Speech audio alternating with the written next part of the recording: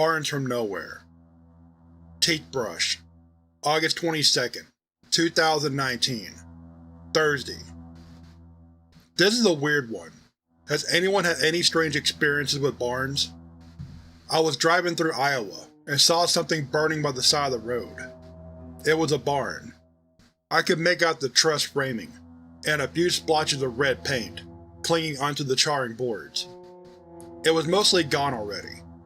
I was going to stop and see why this barn was on fire. Someone could have swerved into it after all. Then I saw someone in robes watching it burn, just staring at it. I decided real quick not to stop.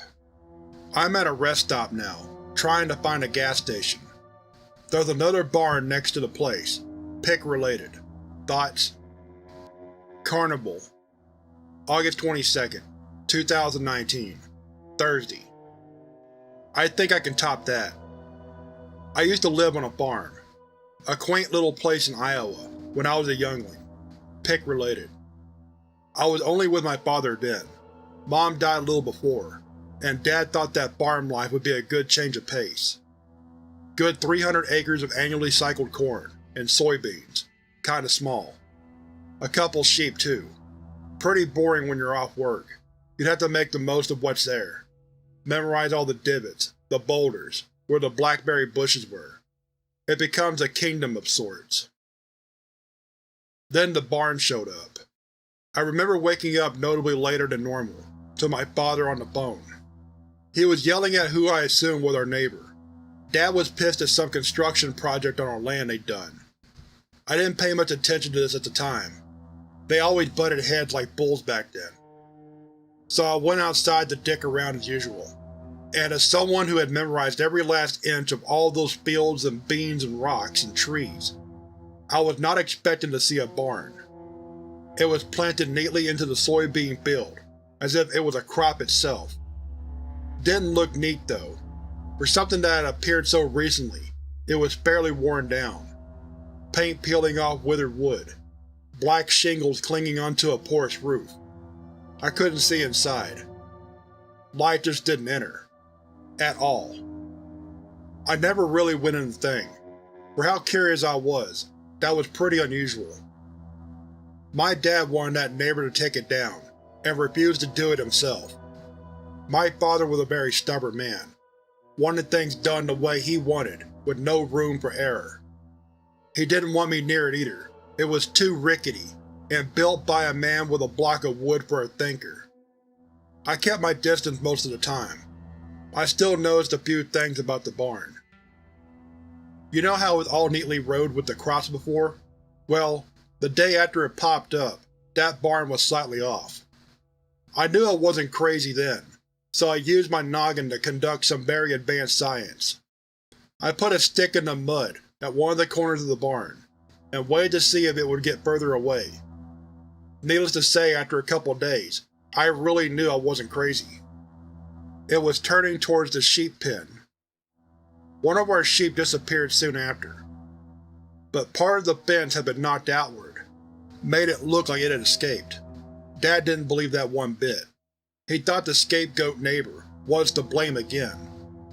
I kept telling him to check in the barn, but he refused. He didn't want to go in either, just no convincing him. The sheep kept going, and my dad would blame the neighbor over and over. It was a vicious cycle with a very clear way to stop it. Each time, I would plead for him to just go into the barn, and he would refuse. He had a look in his eyes that I had never seen before. It was strange, subtle, but noticeable. After half of the block had gone, he finally cracked.